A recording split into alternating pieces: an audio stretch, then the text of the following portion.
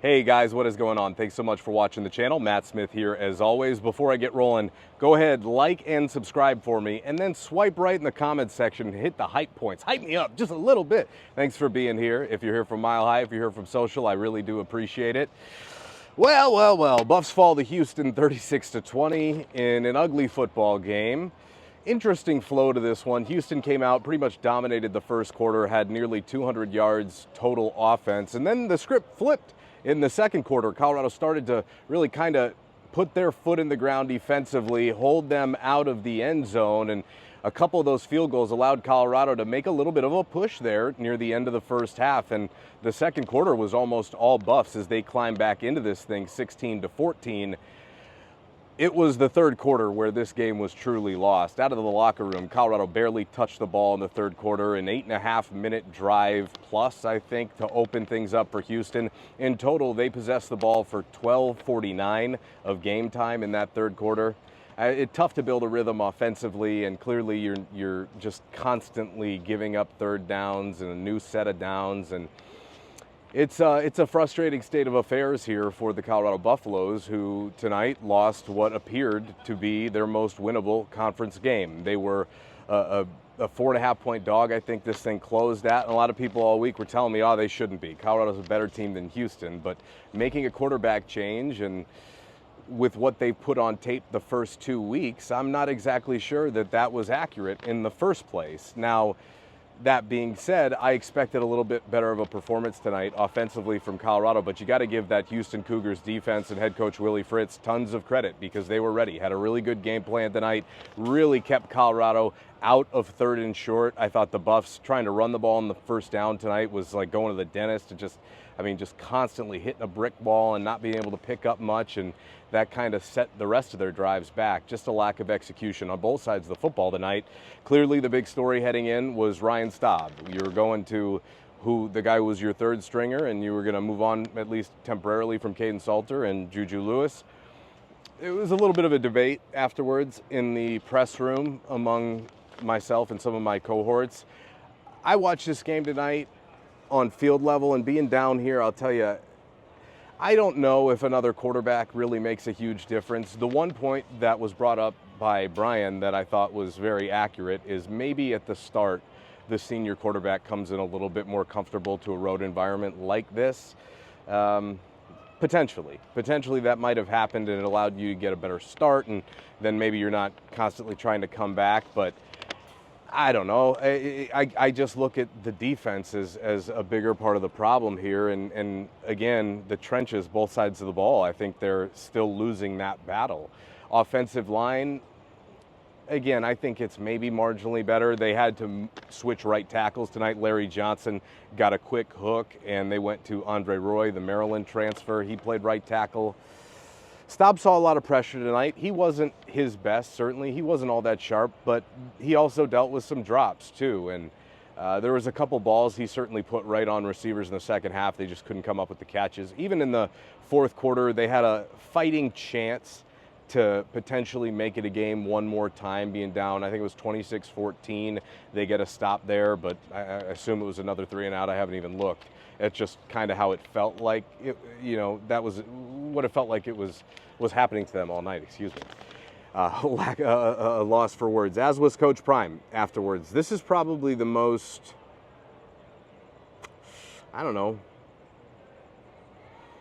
confused I've seen him since he's been here. He said that he would have never expected the game to play out this way. The first year in 2023, there were some games that you knew you were going to end up going through a tough learning curve and probably get your butt kicked. But he said, look, it's not like we're just losing right now. We're getting our butts kicked. So please, don't sugarcoat it with me. I'll keep it 100 with you right now. And we're getting our butts kicked. And they are in many phases. I thought tonight the first to 27 was going to win. That ended up being the case. And you gave up 36 to Houston. It probably could have been a little bit more if the game was a little bit more competitive. But you do have to credit Colorado's defense. I actually was just overheard some Houston fans before the presser, and they were like, our field goal kicker was our MVP tonight. Like, yeah, it was pretty good. Probably should have made 6, finished with 5 field goals tonight in general, and it was just a byproduct of something that we've been talking about for the first couple of weeks of the season. Between the 20s, Colorado's given up way too much defensively. They can't stop the run. They're struggling to come up with big third down stops through the air. You've seen it now in all 3 games, just some very inopportune timing on some big conversions from their opponents. And that was an area that we were pretty confident heading into the season with Preston Hodge and DJ McKinney back there, Carter Stoutmire coming in. Stoutmire, I believe, got dinged up in this game, but he's had a rocky stretch. They are rotating safeties to find anybody who can make some plays. Tawfiq Byard and Ben Finiseth ended up playing quite a bit. John Slaughter's in there.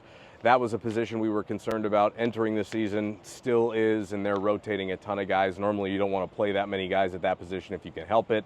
Linebacker is also a problem, really just struggling to make tackles at the second level, and you're seeing a lot of missed tackles. This is one of the worst tackling teams that I've seen in a little while at Colorado. I mean, maybe you go back to 2022, but I feel like we throw that out with the bathwater. It's definitely worse than it was in 2023, Coach Prime's first year. Just tons of whiffs, tons of missed tackles. And, you know, one thing that I've been saying pretty consistently ever since Coach Prime brought it up back in the spring was he said they have a better team than last year. And I always rebuff that because I don't see any argument for that. You lost 14 major contributors, including the Heisman winner and who I believe was the best quarterback in the country for the last 2 years. You would have had to absolutely reload with stars. But as Coach Prime told us, what was that? Was it last week? He said, look, stars cost, right? And they don't have a ton of that on this team right now. And across the board, they're just failing outside of special teams, I would say the overall grades in almost every category is a failure right now, which is unfortunate. And I asked Coach Prime which areas are not performing up to your expectations, because sometimes as a coach, when you kind of break it down and go one by one and check off boxes, okay, here's what we need to address, here's what we need to address. The problem is their list is a mile long right now. He said it's everything. It's everything. And that can feel overwhelming as a coaching staff. And I think there's going to be some back to the drawing board moments this week. Having the Wyoming game next week, in my opinion, could be a saving grace for them. That's a chance for them to get this thing back on track. You really have to have a good week of practice, but as Coach Prime said to us after the game, they had a great week of practice. They had a great week of preparation. They just did not execute, and again, he never would have expected that this could happen. My biggest concern heading into this game was you would see more of what you saw the first 2 weeks. Connor Wegman coming in, Texas A&M transfer. He's got a big arm. I wouldn't call him a great passer in his career against man coverage, I believe per PFF, which take with a grain of salt. It's under a 60 passing grade. But the man coverage thing is interesting, and Preston Hodge kind of brought it up after the game. I'm not going to pin too much of it on that, but when you're struggling with running quarterbacks, if they can break the defensive line in the second level of those linebackers and everybody else in man coverage, there's nobody accounting for the quarterback run. And I wouldn't call Connor Wigman a dual threat quarterback, but he looked like it tonight.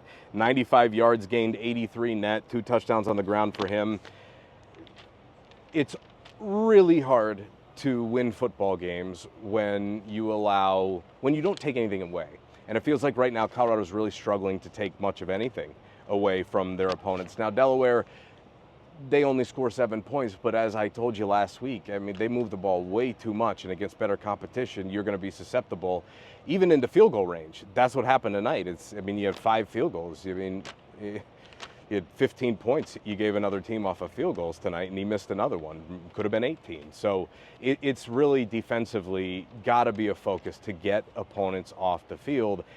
And I think everybody sees the writing on the wall right now, at least inside the building, that there's a lot to work on. There's a lot to work on. And whereas I felt like in the past they may have been a little bit high on their own supply and thinking they might have been a little bit better than they were, I think this was a reality check tonight. You know, this is certainly, as far as quality of opponent, I mean, you got TCU coming up, you got Iowa State, Arizona State, you got some teams that are much better than this Houston team right now. I was standing next to their athletic director on the field, and he was like, well, hopefully we get Oregon State next week, and Texas Tech will fill this place up. But they don't think there's much sustainability really with this team inside the Houston program. I don't want to bag on Houston too much. I will say this is a first-class program.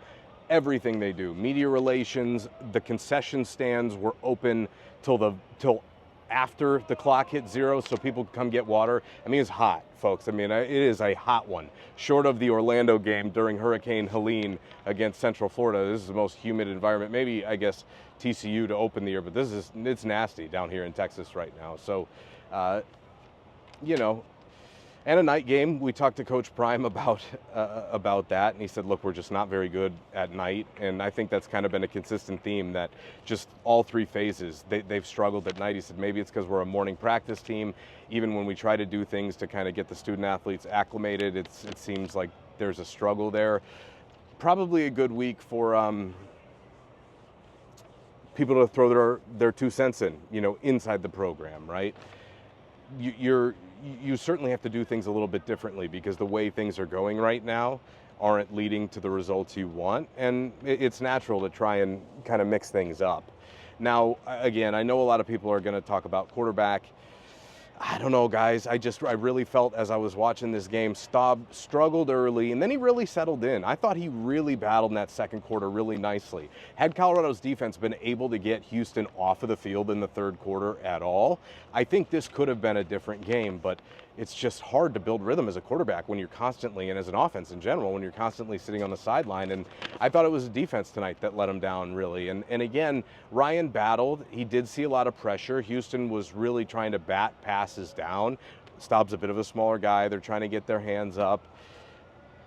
I mean, do you go back to Salter? I guess you could. I don't think it really would hurt you one way or another.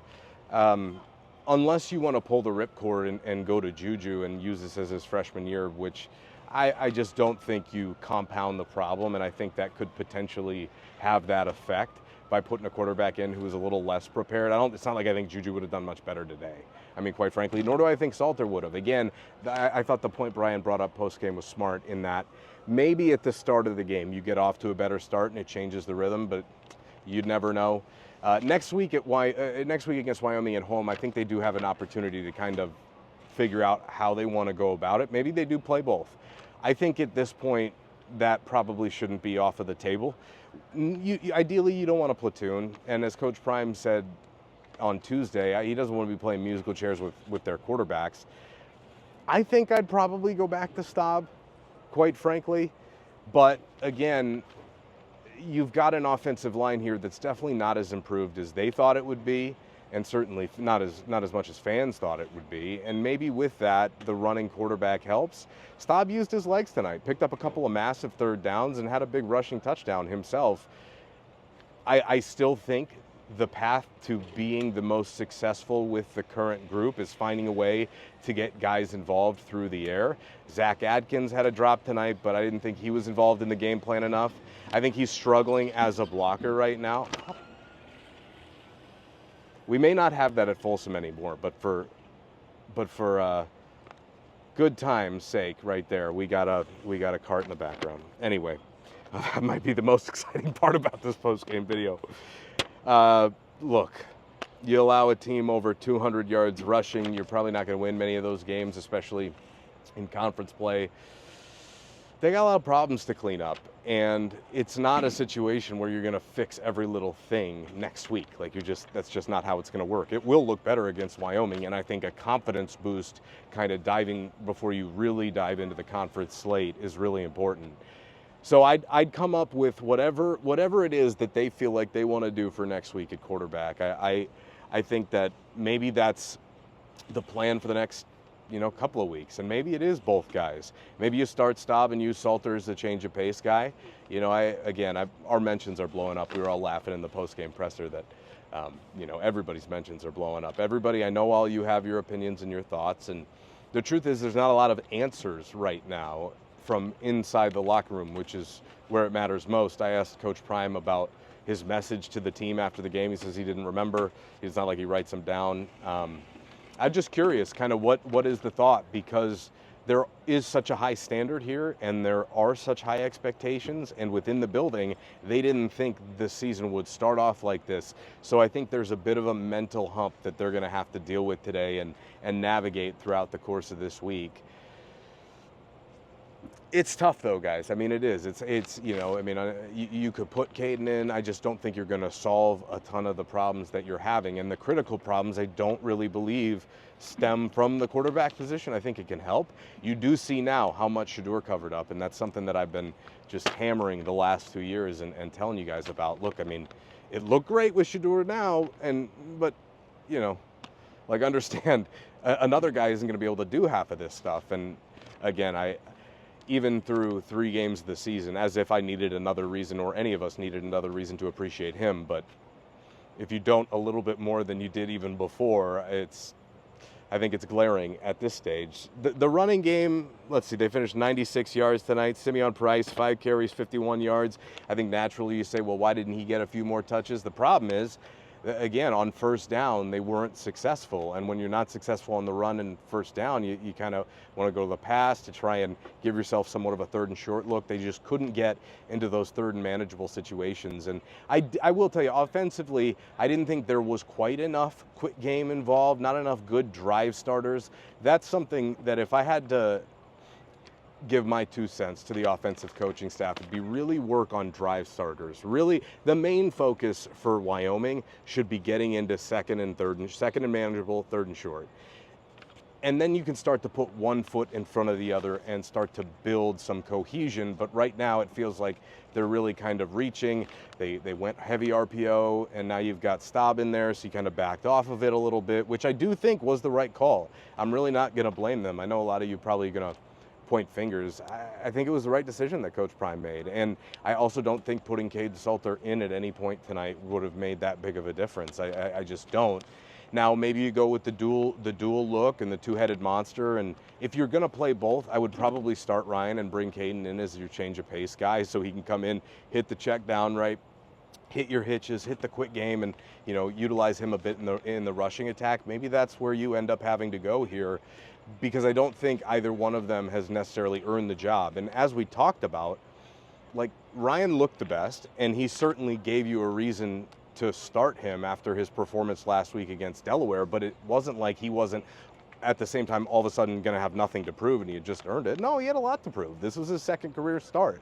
And I do expect with some more repetitions with his ones and playing more behind that first team offensive line that it would continue to improve on a week-to-week basis. I thought he had a really good attitude in the post game. He was, you know, body language wasn't a problem. I have no issue at all with Ryan Staub's leadership. And like I said, I think I'd probably go back there, you know, unless you want to make it a Juju year. But I think that message to the team says, all right, maybe we're going to develop. And you got 38 guys, you know, use this as a year of development, and you have 38 guys who are in their final year of eligibility. These guys want to win some football games, and I don't know if you can make the argument that Juju gives you the best chance to do that. So it's a bit complicated right now. It is. There's no question about it. And it's murky. It's not as, it's definitely as, like I said, I think the word I used before was confusing.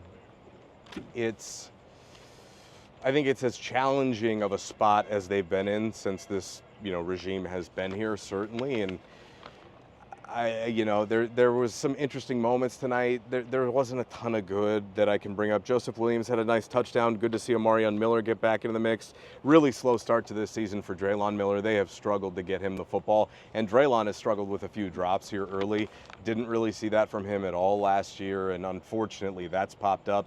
It just feels like sometimes they're getting a little momentum, and here's a drop, or here's a bad penalty, or you know, here's a tip ball at the line. Like there was a 3rd down in the first quarter where Staub's got a wide open receiver and he almost got the ball there with it being tipped at the line. And just again, a lack of execution on both, you know, in both phases, defense and offense. Special teams was great. Buck Buchanan was great again. Greaves had a really nice punt to start. He didn't have as good of a game as it went on. Not a ton to really hang your hat on, and still another week of not having an identity, another week of being average. And that's where they are. And I said that last week, and a lot of you got mad at me for saying that. But that's what this team is right now. It's average until proven otherwise, right? I think I even said it in a little recap video, a tiny one I did earlier. They're not beating the average allegations this week. Not going to happen. Now, winning on the road is always a challenge.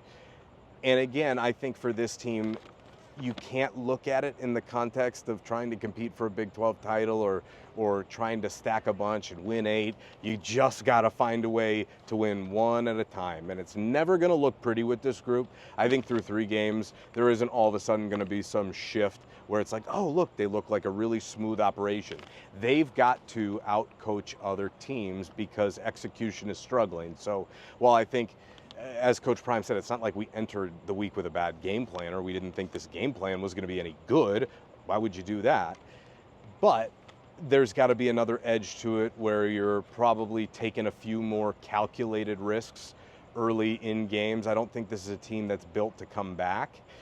So far in the 2 games that they've gotten out to early deficits, Houston and Georgia Tech, they haven't been able to claw their way all the way back. They got close a couple of times, but just couldn't finish the job or really even, get it like 2/3 of the way there. This place, I'll just tell you, I had very low expectations for Houston coming in. I've been to Houston before, not to the school or to a game, but I've been to the city before. Interesting city, as you guys know. I can't stand Texas.